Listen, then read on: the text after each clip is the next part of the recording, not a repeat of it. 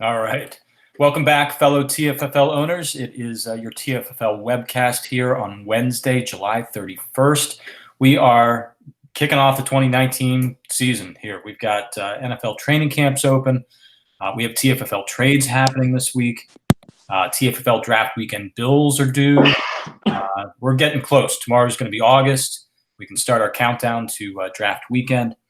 We've got a relatively small panel here this week. Chief is vacationing somewhere overseas. But we got Terry, our commissioner.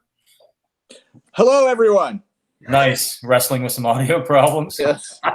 That really wasn't all that loud, Terry. Berto from Jack's Giant Killers. Welcome. Hey, Stick. How are you? Good to see you. Good to be back. And Hank, czar and CEO of the K-Wheels, and our IT director, on time tonight. On time, ready to go. It's not always the way it is, but tonight it was. We were early tonight. Yeah, relatively so. We may have some people watching us live. I think Thornburg may be out there. And I just talked to Nick a few minutes ago. He's probably not watching, but I tried. How was Nick feeling? Nick is predictably feeling antsy about the commute down to Myrtle Beach that is still 5 weeks away. Okay. Are you serious? I haven't even thought about it yet. That's pretty much what I told him. But he's got a good flight that he can book, and he can't come down on Thursday, so I don't think he's going to find people for Friday to drive down with. So. Okay. Anyway, so hey, let me ask you guys a trivia question to get us started, get you thinking about this before we have a good chat here. I've got a simple question. It's kind of inspired by the trade that happened this week, the Cam Newton trade to the Senators, who otherwise have Tom Brady as a potential keeper quarterback. Here's my question: Which TFFL franchise's projected keeper quarterback? And I think they're all pretty straightforward. Have they held on to the longest? Who has the longest running quarterback at the top of their lineup? Mm-hmm. If I made sense there. All right, let's turn to our commissioner for our commissioner's corner. Lots of reminders at this time of year. All right. So you're looking for the team. Say it. The TFFL franchise whose projected keeper quarterback this year has been their keeper quarterback the longest. Okay. Got it. All right, Terry, tell us what we need to know. All right. Well, we had the email go out about the payment on the house. I believe that we are Berto, correct me if I'm wrong. We had I think Connor and BV haven't paid. We're waiting to find out if they're definitely going, but I believe most everybody else has got their dues in. Yeah, we're pretty close, and the house payment's looking pretty good. So good. So the league dues, the franchise dues. I was going to send an email. Well, I will send an email out tomorrow morning on this, but we're going to have the franchise dues due by the end of August, 8/31. A month should be ample time for everyone, and we do this every year, guys. Let's get our dues in. As far as the keeper date, I will make it the Sunday before Labor Day, I will make it on Labor Day, which is 9/2. So get your keeper lists into me on Labor Day. The earlier the better. Let's say by 5 o'clock, please. And I will memorialize all that on an email tomorrow. But that is what we have from the Commissioner's Corner tonight. nice. Thank you. All right. Yeah, thank you for speaking up. I Good think we got detail. that. Terry, you're doing a great job. You're doing a great job as commissioner. Yes. Another important note, and I may mention this in every webcast we have from now until the end of the season, but we will need to nominate a new commissioner in Myrtle this year. I know one person I won't be nominating, and that's Bill Thornburg, because I just don't think he'll have the juice, the backing. But think about that, fellas. We have to nominate a new commissioner. Did we not have somebody lined up like Rich? Or I thought so. Rich has not been commissioner. I don't recall if there was a formal that he was next, but okay. I don't. He's next. Yeah. He's next. If he hasn't been commissioner, he's next. I don't mean to force it on Rich if he's not going to want to do it, but I thought he'll do it. He'll want to do it. Okay, I thought somebody had right, Rich. Right, Rich. But really, Terry, I do think you're doing a very good job. The essential document going out on a regular basis is a very good touch. Thank you. Yeah, especially after a mice nuts trade like that. Yeah, to send out an ED. That's self-preservation. I update those and send them out because if I don't do it right away, I will not do it. I wasn't like the communication has been awesome, but when you sent the essential document after that shitty trade, I was we're gonna get floored. We're gonna get to that shitty trade. Sorry. Don't you worry. I don't care if you trade 2 12th round draft picks, you're getting an ED. I like it. Terry, don't start opening the floodgates to silly trades just to make you send emails. The league is not beneath that. I will. I'll be able to sniff that out relatively quickly. Okay. And then I'll just let it all go to hell, and we'll see what happens. A lame duck commissioner. All right. So Hank usually gives us our standings on a week-to-week basis during the regular season, but of course we're all 0-0 right now. Hank, why don't you give us the draft order? Remind us what the first round looks like. Yeah, I can try and do that. So we've been looking at it, and we've got a good bit of discussion to have about these running backs that are going to go, but the guys are going to get a chance to take them are in the following order. Number 1 pick, Thornburg, Beavers. Number 2 is the Sponge. Number 3 are the Killers. Number 4 are the Wheels. Number 5 is the Ampac via the Aliens. 6 is the Mongols. 7 is the Devils. 8's the Packers again. Really? Shit. Lizards at 9. Fats at 10. Hams at 11 via the Killers, via the Senators. And the Wheels have the Hams pick at 12. So there we go. There you have it. That's not really the order, but that's the first round run. So that's a reminder. We should do this. Hormel Hams are our defending champions. Congratulations again to them. They'll defend that crown in 2019. Let's talk a little bit about the first round. I don't want to do a full mock. We'll have plenty more opportunities to do that. I don't think things have changed much in terms of what we might mock from the last time we did it a month or so ago. And in fact, I do have some inside reporting. Sources inside the Slippery Beavers camp are telling me, as of today, Josh Jacobs, 70% chance of going number 1 overall. That might be a little bit of a surprise if that's not higher, but David Montgomery apparently creeping into the conversation a little bit. I fully expect this to be Jacobs unless something really terrible happens injury-wise. But apparently Montgomery is now at least part of the debate there for Bill. He read the same piece of fantasy I read yesterday. Montgomery looks good. The only thing that might change that calculus for the Beavers is if Miles Sanders gets named a starter in Philadelphia. Then I could see the Nittany Lion pool really taking over there. Yep.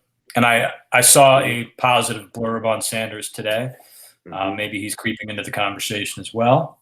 I feel like there's a lot with a couple of exceptions. Obviously, Saquon Barkley and Zeke, and maybe a couple others that I can't remember. There's always that early training camp. The guy who's supposed to be number 1 in the TFL draft. There's always a little bit of noise. Barring injuries or anything like that, just normal course of play. There's that little bit of noise in the beginning of training camp, and then it goes away. Yep. But guys like Barkley and Zeke, some of them, absolutely no question. But when there's a a little bit of a difference like that kind of creeps up at this time, and then I think it goes away as it gets closer to the regular season. He's taking Jacobs. That's the best guy. That guy, he's got the best opportunity right now, and you're gonna take him. Yep. Two other questions for the first round here. So I think we know who the first rookie running back off the board will be. Who's the first rookie receiver that goes? I'll say this: your pick of number 6 was great because to me there's 5 running backs, right? And then it's Murray. It could be N'Keal Harry. It could be Metcalf, the best veteran wide receiver. It could be, a backup running back for another guy who got hurt in training camp. There's so many options, I think, that'll happen at number 6. And that to me is the spot in this draft where the running back, it's not a definite. The running back, run could extend pending how, guys perform in training camp here. But that right now is the pick where you could go many different. Okay, well, you're not answering my question at all, but you teed up the second question, so let's just go there. Terry, at number 6, I've been pushing this for a while, and you've been rejecting it. Yeah. Kyler Murray at all part of the conversation there? It's part of the conversation. They're not, we haven't closed the door to it. It's not the pick I'm anticipating making, but hey, camp just started. Yep. And there could be reports coming out of Arizona that may have me change my mind. But at this point, I'm still thinking that I can get Alberto said there's 5 backs. I think there's 6. But we'll see. But no, Kyler Murray is it's not a definite no. That may be news to Bob Vaughn. Yeah, I was gonna tell you, Terry. Do you think it's 5 backs or 6 backs? I think it's 6. That are in the. I think it's 6. And I'll tell you, my current sort of running mock draft has Damian Harris going number 6 as the 6th running back. Yeah. Along with Singletary and Henderson. Yep. Okay. And Sanders, Montgomery, and Jacobs. Yep. So I think Terry's right. There are 6 potential top of the draft running backs with varying degrees of upside. But okay. Yeah. So let me go back to my first question. There are indeed a bunch of good rookie receivers out there. I don't know if any of them quite merit being picked in the first round, but somebody could fall in love with a DK Metcalf, with Marquise Brown. Who am I? I feel like I'm missing something. You're missing N'Keal Harry. N'Keal Harry, yeah. It probably has the best opportunity with Brady and with Gronkowski retiring. That's going to be a new setup for how they're going to run their passing game. That's interesting, I think. Hank, I think you, during our mock draft last time, pegged Terry, maybe even as high as you at number 4. I think I took him in our mock draft at 4 because at that time, the other running backs hadn't really started to shake themselves out. I have at least 6, if not 7 or 8 running backs that I'm looking at, and I think it's going to really depend on the next month. Let's get him into camp. Let's see him in full game situations, and see who becomes Philip Lindsay or whoever, somebody who popped that we may not even be thinking about. Just as I told you, I have Damian Harris at number 6. I will tell you an answer to my own question. I do have 1 rookie receiver currently going in my ongoing mock draft, and that's Metcalf toward the end of our first round. Okay. He's got some upside, and the reports coming out of Seattle are pretty good on him. Yeah. Okay, let's talk holdout running backs. I'm part of this conversation with Melvin Gordon and the Aliens. I actually had another TFFL owner text me a couple weeks ago just asking, I think he was looking for some Schadenfreude, but what is a TFFL owner supposed to do in these situations? And I told him that sounds like a Kramer offer. It was actually Thornburg, but and I told him what I do is I just project false confidence. There's nothing you really can do. Yeah, that's all you can do. But I am really scared. in Melvin Gordon's case, and I think to some extent with Zeke Elliott, are these guys going to sit out 10 games, come back, get their accrued season, and wrap up their contract and move on to free agency? I hope so. I want to see Zeke Elliott sit out the whole year, man. Man, it just seems like Le'Veon Bell took a lot of. He's fine now. He's on a different team and seems to be getting along fine. But he took a lot of shit last year, more than many players who've done similar shenanigans like that lately. I just remember him getting a lot of shit last year versus when that's happened before. So somebody has got to be advising them that they're going to really take a hit with their rep and their, potential marketing deals and everything else. So even from a financial standpoint, it's going to be bad, and you're going to look like a total jackass. So I don't know. I guess my ultimate point of this is I can't see it happening again like that so quickly. I think you're making a great point. These guys got to look at the larger picture of is the $500,000 or a year or $1 million a year that I'm holding out to add to my contract. Can you not be a good dude that people like, and you're going to make more money than that later? Yeah. Yeah. And I don't know if this will happen with Elliott or Gordon, but getting back to Bell's holdout, sometimes you have to be, I guess, careful what you wish for, because they don't do it by themselves, and running behind the Jets offensive line is a lot different than running behind the Steelers line. Mm-hmm. Zeke run behind is a great line in Dallas if he ends up somewhere else. So they're definitely playing a tricky game. No question. And I get it. The NFL market for running backs has changed dramatically, and I don't know if there's a team out there that's going to pay. We already saw Le'Veon Bell did not quite get the contract. He wanted to be paid like a running back and a receiver and make $20 million a year, and he got 13 or whatever, which is just fine. I'll take it. But Melvin Gordon is not going to get those numbers. I don't think anybody's going to give him that. And, again, too bad for these guys. But he's going to have to settle for $9 or $10 million a year, and they should be able to find that number, I hope. Mm-hmm. The Chargers should be a very good team this year, and Gordon should be a big part of that. And if he doesn't hold out and alienate the fan base, I'm sure Del Taco of San Diego can find that extra $1 million in their marketing campaign. Mm-hmm. Sure.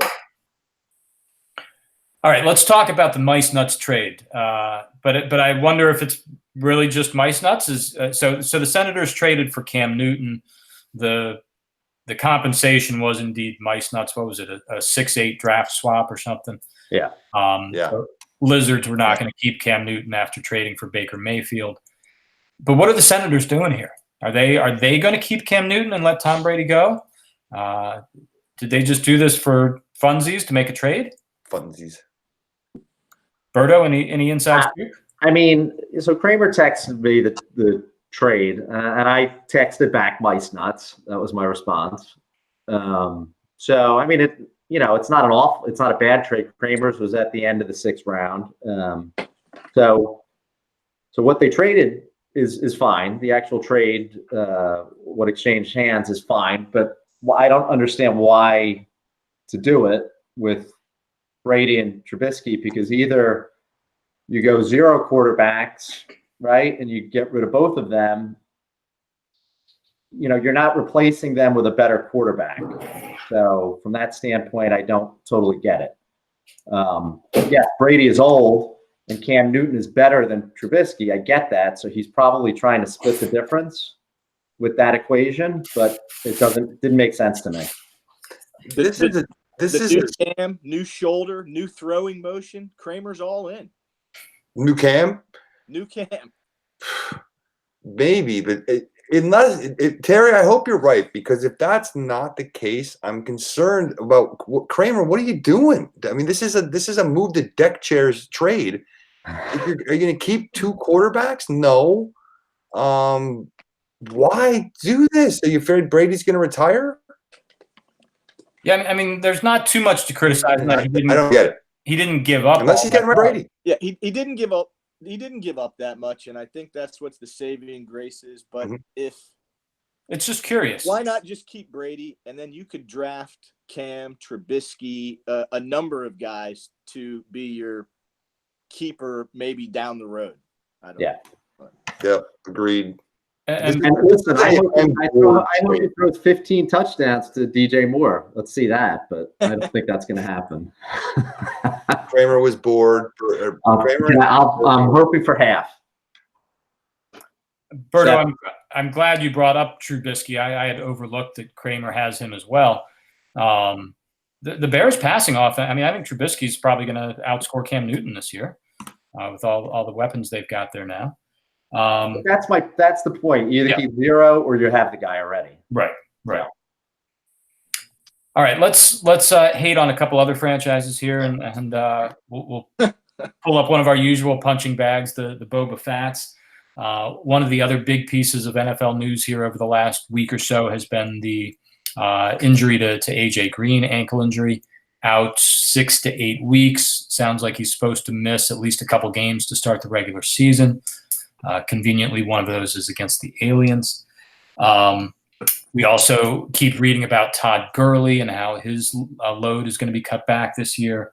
Just read a piece about Tariq Cohen, who never had a high ceiling to begin with, but his touch is probably getting cut back.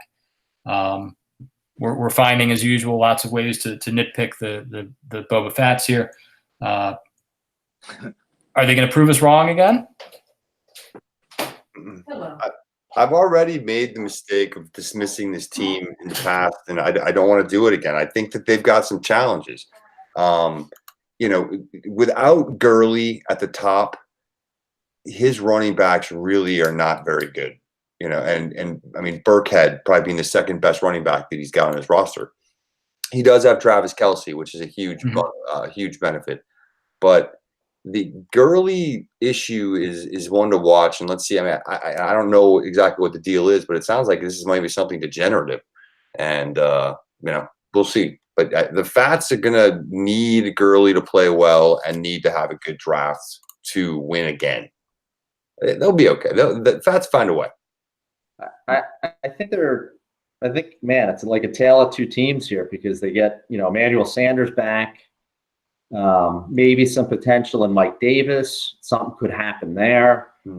They get Kupp back, but then you got AJ Green. That really hurts. The Golden Tate suspension. Yeah, he's not a keeper. He's not a keeper. He's not a keeper anyway. True.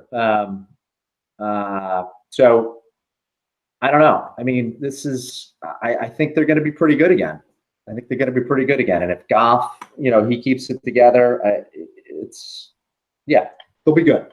But again, they're in a tough division. So they have the Lizards and the Aliens, and I think both of those teams are going to be good. So it is a tough division for sure.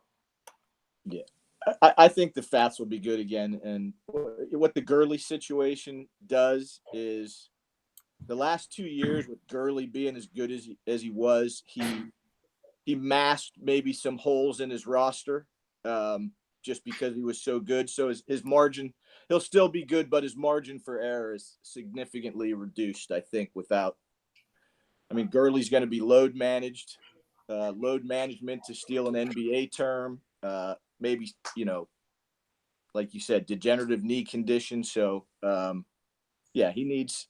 he needs some things to break his way, but the Fats will still be in the mix this year.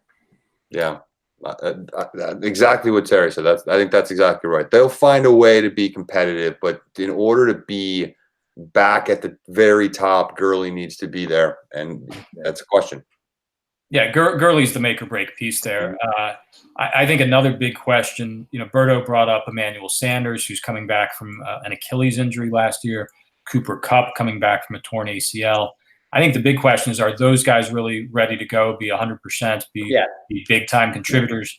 Because A.J. Green is going to miss the first couple weeks. Right. If the Fats, I think Sanders and Kupp are going to be active and probably are going to be okay. But if they're limited and if A.J. Green is out, that's a really banged-up receiving core to start the year, and you never want stumble to start the TFFL season. Yeah. No, I was definitely assuming some health for those guys, but that's a great point. Let's shift to the Mongols, and we certainly don't mean to hate on the Mongols. I think it's fair to say there may be no franchise in the TFFL that as a whole we root for more than the Mongols. We've given Terry and Bobby actually, I think, a fair amount of credit. They've been pretty aggressive in recent years. The pre-2016 Cubs of the TFFL. There you go. But yeah, you've made some bold moves. The Chris Johnson trade, the Jimmy Garoppolo trade, the Drew Brees trade. When you've had an opening for a playoff run, you've made a push to go after it. The Frank Gore trade. That was critical. But as another member of this panel emailed me, the results really haven't changed much. 6-7, 3-10, 6-7 in the last 3 years. A .419 winning percentage this decade, which we're going to round up to .420 here. And really, to me, the 2019 keeper list looks a lot like the 2018 keeper list. So the challenge that this other panelist put to you is there another bold move out there? Do you feel the need to do something differently? Or are things going to be different this year with this group of guys? So you guys have known me. We've known each other over 20 years, and we're going there. I want to see where this goes. Yeah, wow. Okay. I'm just building a little bit. So, we have owners that have irrational confidence that say things are great when they're not. We have other owners that are, oh, woe is me. And I'm somewhere in the middle. And what do I need to do? I think I've proven over my TFFL ownership, I don't know. I don't know. I've tried being bold. It hasn't worked. So I think the plan for this year is, listen, I don't have the best keeper list. I don't hate it. I think there's some potential out there. But yeah, I could look to make one more move. I don't think it's going to be, at least as I envision it right now, an earth-shattering move. But yeah, obviously there's room for improvement on my keeper list, and if I can get something done between now and keeper day, I'm definitely going to try to do that. I just want to go on record saying that I am a huge Mongols fan, and I want to see a turn of the trend. And Terry, I'll raise my hand as the panelist who fed Stick a little bit of information. And really what I looked at. I pieced that together earlier when Stick thanked you for putting the agenda together. Yeah, good tag team effort, guys. Yeah. So the thing that caught my eye really is in looking at this decade. I'm talking the tens, the last several years. The Mongols have one playoff appearance in 9 years in this decade. And we gotta try and get that better. Yeah, 2 winning seasons, I think. 2 winning seasons. Yeah. But yeah, and look, I empathize with you. My team has also been mired in a pit of mediocrity and inability to get it done. So I understand how that feels. I want to just tell you, I'm rooting for you. Well, listen, I appreciate everybody rooting for me. It hasn't worked out so far, but keep bringing the positive vibes Mongols way. I think we just need to get out of our own way. Bob and I, we get to the same place, but we take wildly divergent paths to get there. So, yeah. And hey, Terry, we will not get to 2025 without how long is that? 7 years, 6 years, without a Mongols playoff appearance or Pac Bowl appearance, let's say. Wow. Okay. Write that down, somebody, archivist. Yeah, that's like Brady Docio isn't my normal fallback, so if I'm stumbling over this, work with me. I'm trying to conjure Ralph level confidence here. Okay. This is like E.F. Hutton. I'm like, confidence is irrational. It's like E.F. Hutton. I'm leaning in. Terry's voice it's very quiet. Yep. I'm hanging on his every word. I was with 2025. him I until like he said that Ralph was the reference, but yeah. Yeah. Well, Hey, Terry, apologies. someone loud.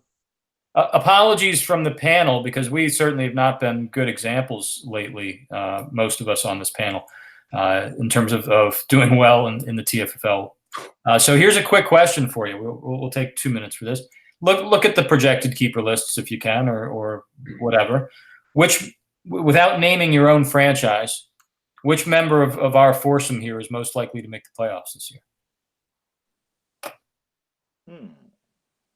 We could even include Chief in that conversation too, but let's take it one at a time here.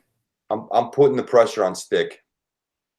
Wow, Melvin Gordon had better. Yeah, Melvin Gordon. I'm assuming Melvin Gordon's in cap, and I'm looking at Melvin Gordon and Devontae Freeman and Latavius Murray, doing well, and yeah, your receivers are solid, and I mean, yeah, I do think you got a good chance. Yeah, I think I'm taking the Aliens too. I am also on the Aliens with the caveat that a couple of guys on the wheels. Deshaun Watson could have a bounce back year. Do we have Derrick Henry from the last 4 games? That could be an improved team. But as it stands right now, I think the Aliens playoff team out of this group. Terry, I appreciate the kind words, and I hope that you're right in these things. But I want to make sure that we clearly put the Webcast hex on the Aliens.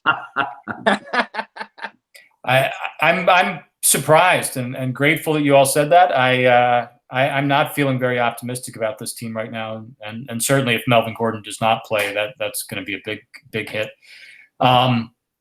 I can't name my own team in this exercise. I like the K-Wheels as much as any reason because of the division they're in.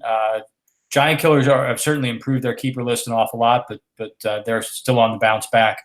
The AMPAC, we've talked about their window might have closed already. Zeke Elliott holding out there. Tyreek Hill is going to play, but we'll see what happens with him. I think the K with Deshaun Watson at the top of that lineup, Saquon Barkley, those guys can score a lot of points, and I think the K-Wheels are going to have a chance to win some games this year. I'll tell you what, Derrick Henry, the amount of I don't know if there's a running back that's gotten more positive publicity than Derrick Henry. I mean, that's like, well, he's a fantasy darling right now. Suddenly, Kalen Ballard. I remember how he was a monster. Mm-hmm. Yeah, Kalen Ballard. A lot of positive ink. Mm-hmm. He's going to win that job. Yeah. And I really think that we're going to see Ronald Jones is somebody I'm watching too. I want Ronald Jones to become a guy I can keep. Let's see if he does anything. He's still he's not even 22 yet. All right, let's wrap up here. I got a trivia answer for you. As a reminder, the question that I can't seem to phrase quite properly is, who is the quarterback that has been a consistent keeper the longest for one TFFL franchise? You all got it. You all got it, Aaron Rodgers, and for the Slippery Beavers. Russell Wilson, I think, is probably number 2 on that list for the AMPAC. And what triggered the question, I think Tom Brady's now been with the Senators for a fair amount of time, and may not be for much longer. Yeah. All right, our next webcast, I think we can probably wait 2 weeks and come back mid-August. Yep. Certainly wish everybody's players good health, but I do imagine over the next couple of weeks we might see an injury or two, maybe a resolution to some of these holdouts, maybe some more NFL trades. I know not a fantasy issue, but the Redskins apparently are going to be trading Trent Williams. Yeah. Hopefully we'll have some more news to talk about when we reconvene in a couple of weeks. I think Chief should be back with us. All right. Everybody, Melvin Gordon. If you're interested in Justin Jackson, let me know. All right. Everybody look for an email tomorrow with the dates on keeper lists, and Berto, you'll be getting an essential document. Just you. So impressed, Terry. Yes. Great work. I just want to give you a quick update on the updated 2019 trivia standings as we stand here today.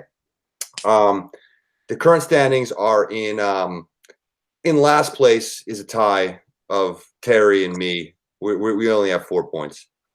In second place is Berto with 5. And the man who I think maybe he's only been here for 2 of the webcasts, is Chief with 7. He's leading by a lot. There was 1 week, the key week was the 522 webcast when he got 4 and TR and I posted a bagel. I should have awarded you guys 20 points for tonight's question. We needed that. We could have used a multi-parter tonight. Sorry. All right. So yeah, good luck. Good luck to everybody in your planning. Hope your players stay healthy. For me and Ralph, let's hope our guys just get into camp. And good luck to everybody. We'll be back in a couple weeks. Hopefully, a lot more to talk about then. Take care. See you, everyone. Good night, everyone.